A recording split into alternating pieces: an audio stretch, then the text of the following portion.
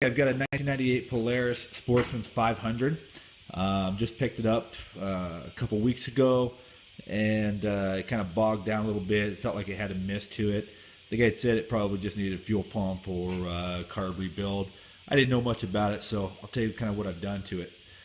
First off, started with the carb rebuild. I'm at 7,000 feet right now, and so I went ahead and put the correct jet back in it, which was a 127.5.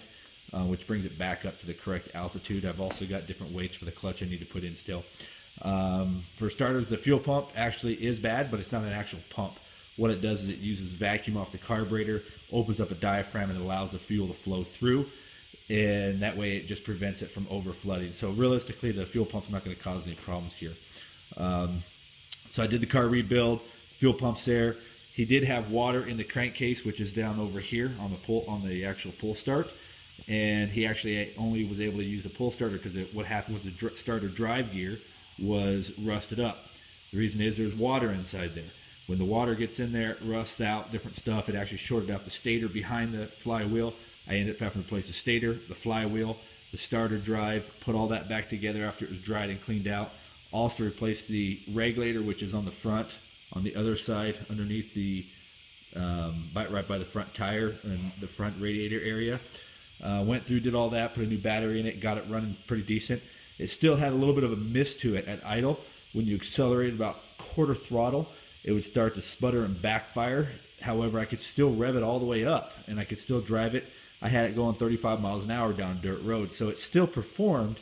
It just obviously was not at top notch. Did some more research, heard a lot of people talking about this camshaft exhaust lobe that was wore down. And as you can see here, I have actually been able to take off that top cover, which is no big deal. It's actually sitting right there. Just take off those 8 bolts right off the top. You can access that.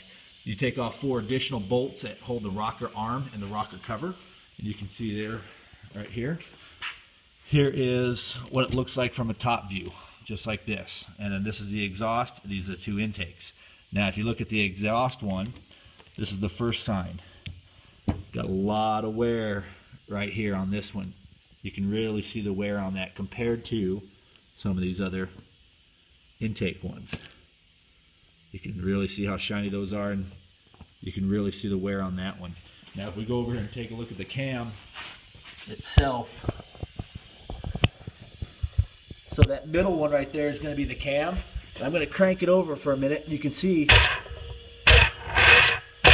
it really has no lobe to it whatsoever.